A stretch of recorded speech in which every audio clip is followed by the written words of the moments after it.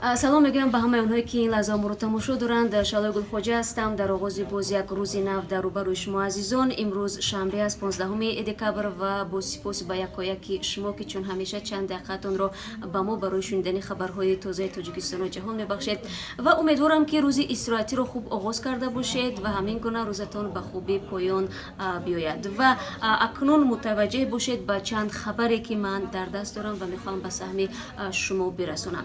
Соҳибкорони тоҷик мегӯянд пас аз он ки мақомоти Имороти Муттаҳидаи Араб дар посух ба даъватҳои Амрико доду гирифтҳои тиҷоратӣ бо Эронро маҳдуд карданд, интиқоли бору коло аз Дубай тариқи хоки Ҷумҳурии Исломӣ ба Тоҷикистон мушкил шудааст.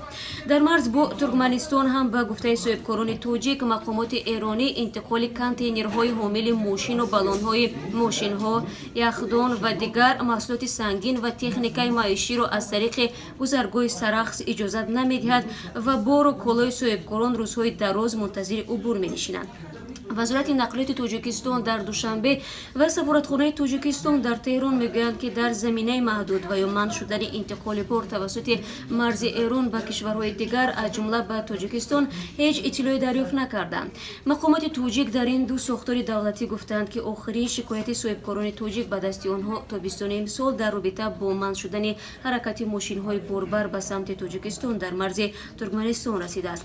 Он замон мақомоти ҳарду ҷониб гуфтанд ки тасмими манъ шудани интиқоли борҳо ба таври якҷониба ва бидуни шаҳр аз ҷониби мақомоти Туркманистон гирифта шуд, вале далели онро мушаххасан шаҳр надоданд.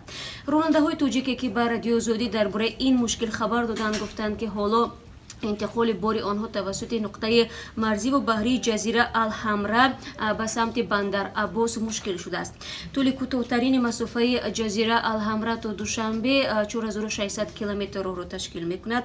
аз ҷумла соҳибкори тоҷик Зиёвиддин Икромов мегӯяд дар ҳамин нуқтаи марзӣ ду мошини борбари ӯ дармондааст ва ӯ ҳоло намедонад ки ин мушкил чӣ гуна ҳалли худро пайдо мекунад. ба иттилои ӯ чандин соҳибкори тоҷики дигар ва ҳам даҳҳо борбарҳои соҳибкорони хориҷӣ ҳам ба ин ҳол гирифтор шуданд. сафири Русия дар Тоҷикистон изҳори умедворӣ кардааст ки мизони доду гирифти тиҷоратӣ миёни ин ду кишвар то поёни соли 2018 ба $1 миллиард баробар мешавад. дар як суҳбаташ бо аҷонсии Азия Плюс Игор Лякинфролов рӯзи 14 декабр гуфт ки бар асоси ҳисобҳои омурии Тоҷикистон ин нишондод дар 9 моҳи соли ҷорӣ тахминан $845 миллион ташкил додааст ки 10% бештар назар ба ҳамин марҳилаи соли гузашта мебошад. умедворем ки ин нишондод то охири сол $1 миллиард ташкил медиҳад, гуфтааст сафир. ӯ ёдовар шуд ки дар миёни бахшҳои асосӣ дар доду гирифти ду кишвар ин маҳсулоти нафтӣ, ғизо, чӯбу тахта, маҳсулаи оҳанӣ ва дигарҳо мебошанд. бояд гуфт ки Тоҷикистон ба бозори Русия асосан алюминий, пахта, меваи тару хушк ва сабзавотро ворид мекунад. Тоҷикистону Русия аз соли 1992 замони барқарорсозии муносибатҳои дипломатии миёни ду кишвар дар маҷмӯъ 230 созишномаи ҳамкориро имзо карданд ки бахшҳои мухталиф аз ҷумла сиёсат то иқтисоду фарҳангро дар бар мегирад. соли ҷорӣ як бахши муҳими ҳамкориҳои фарҳангиву илмии ду кишвар соҳаи маорифро дар бар гирифт ва Русия ба Тоҷикистон даҳҳо омӯзгори фанҳои мухталифро фиристод то ки дар мактабҳои миёна дарс бигӯянд. Обид Асомов, ҳунарпешаи маъшҳури Ӯзбекистон ки солҳои охир дар барномаҳои ҳаҷвии телевизионҳои Русия ширкат мекард ва дар Тоҷикистон ҳам аз маҳбубият бархурдор буд, даргузашт. расонаҳои Ӯзбекистон гуфтанд ки ӯ рӯзи 14 декабр дар бемористони шаҳри Тошканд ҷон додааст. Асомов 55 сол дошт ва 3 рӯз қабл бар асари сактаи қалбӣ ба бемористон интиқол ёфта буд. пахши ҳаҷвияҳои Обид Асомов дар телевизионҳои Ӯзбекистон дасти кам 10 сол бо дастури нонавишта манъ буд. Асомов гуфта буд ки эҳтимол тасвири муҳоҷирони ӯзбек дар барномаи оинаи каҷнамои телевизиони Русия сабаби чунин дастур шудааст. пас аз тағйири ҳукумат дар Ӯзбекистон дар соли 2016 роҳи Обид Асомов ба экранҳои телевизиони Ӯзбекистон боз шуд. хабаргузории Спутник менависад ки додгоҳи ноҳияи Жуковский вилояти Брянск як шаҳрванди 51-солаи Тоҷикистонро барои курдзанӣ ба синаи ҳамкору ҳамватани ҷавонаш ба 3 соли зиндон маҳкум кардааст. зимни мурофиаи додгоҳӣ муайян шудааст шоми 8 сентябри соли равон миёни маҳкумшуда ва ҳамкори 27-солааш дар ҷойи кор муноқиша рух додааст. ба иттилои додситонӣ зимни муноқиша маҳкумшуда бо корд ба синаи ҷавон зарба мезанад. دوستانی برانسک گو افزود سبب مناقشه در آن بوده است که مهاجری جوان پای افزال را نکشیده وارد اتاقشان شده است. مرد 51 ساله این را به احترامی قبول کرده است و سوی همکارش کارت کشیده است. دادگاه متهم را در رساندن ضرر وزین به سلامتی گناهکار دانسته به 3 سال زندان نظامش عمومی محکوم نمود. روز سه‌شنبه خانم روسی متهم با جاسوسی به نفع روسیه قسماً به گناهش اقرار شد. اکنون دادرس‌ها به زودی حکم او را اعلان می‌کنند، ولی روز جمعه منصبداران بلندپایه روسیه جرم این خانم را تحت سؤال قرار دادند. کیومرثی عطاب در این باره میگوید. روز جمعه مقامداران بلندپایه روسیه عیبنامه شهروند این کشور ماریا بوتینا را کاملا به اساس نامیده و اصرار داشتند که او تحت تعقیب جرم را به گردن گرفته است. بوتینا در دادگاه آمریکا اعتراف کرده است که به حیث جاسوسی روسیه عمل میکرد. سخنگوی کرملین دیمیتری پسکوف گفت که عیبنامه بوتینا کاملا پای در هوا است. وزیر کارهای خارجه روسیه سرگئی لاوروف بر این نظر است که بوتینا گناه را بر عهده گرفت تا زودتر به وطن استرداد شود. Я понимаю эту женщину, она находится в тяжелейших условиях уже много месяцев. من حال این زن را درک میکنم. او چندین ماه باز در وزنینترین حالت قرار دارد. میتوان گفت زیر شکنجه است. شب می شود که او را از خواب بیدار کرده به بیرون برای سیر میبرند. روز دیگر او را در اتاق مجرمین تنها جای میدهند و غیره. به فکر من هدف از این تعقیب شکستن اراده این زن و به گردن گرفتن جرمی بود که او اصلا صادر نکرده است. И вынудить ее, по сути дела, признаться в том, чего она, скорее всего, не совершает. روز سه‌شنبه بوتینا یک اتهام و آن تشکیل دسیسه را بر عهده گرفت. او اقرار کرد که با دستور یک منصبدار روسیه سعی داشت که در گروه حامیان اسلحه آمریکا جای گرفته همچون جاسوس روس در میان فعالان این گروه نفوذ پیدا کند.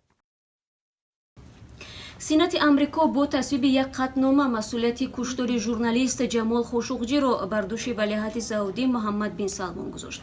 مؤلفان این قطعنامه که سنات از آن یک دلانه پشتیبانی کرد از ریاض دعوت میکنند که همه نفران وارد در قضیه کشتار روزنامه‌نگار را جزا بدهند. به گفته مطبوعات آمریکایی، کارشناسان استخباراتی به این نتیجه رسیدند که امر کشتن خاشقجی را تنها ولیعهد عربستان سعودی میتواند صادر کند. پیشتر از این آمریکا نسبت 17 شهروند عربستان سعودی تحریم جاری کرد که احتمال می رود این افراد شامل هیئت گروهی زود عمل قتل خاشقجی بودند. جمال خاشقجی که از منقدان حکومت سعودی بود و برای The Washington Post مقاله می نوشت، اوایل ماه اکتبر در کنسولگری عربستان سعودی در استانبول کشته شد. خبر دیگری ما هم مربوط به روسیه و مهاجران است. در روسیه پیشنهاد دارند افرادی که شهروند این کشور نیستند نباید تکثیرانی کنند. در این باره خبرگزاری ریا نوستی نوشته است. به قول این خبرگزاری در این باره وکیل کمیته دولتی روسیه اوید به نقلیات و ساختمان پیشنهاد ارائه نموده است. وکیلان پارلمان میخواهند به قانونگذاری درباره تنظیم تاکسی که در بررسی دومه دولتی قرار دارد معیاری وارد کنند. از جمله یوگنی مسکویچ گفته است که باید راننده های تاکسی از حساب شهروندان روسیه باشند. این گفتگوها در حالی است که بخشی از مهاجران تاجیک ریسک خود را در روسیه محض از حساب تاکسیرانی به دست می‌آورند. ساکن 26 ساله ولایت نامنگان ازبکستان که تابستان امسال با یک مرد ترک ازدواج کرده بود میگوید ماموران گمرک فرودگاه توشکند جواهراتی را مصادره کردند که شوهرش به او همچون مهر تحفه کرده بود.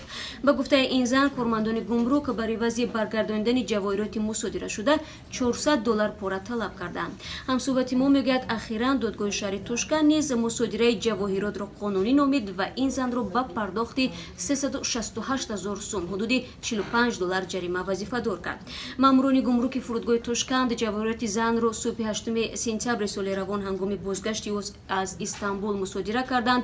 در کمیته گمرک ازبکستان گفتند که بر پایه قانون هر شهروند حق دارد به پرداخت باج گمرکی نه بیش از 65 گرم جواهرات به کشور وارد کند. برای از 65 گرم بیشتر وارد کردن باید اعلامیه پر و باج گمرکی را پرداخت کرد. و دومین تحقیقات طبی دموگرافی سال 2017 در تاجیکستان با مبلغ‌گذاری یوساید گذرانده شد.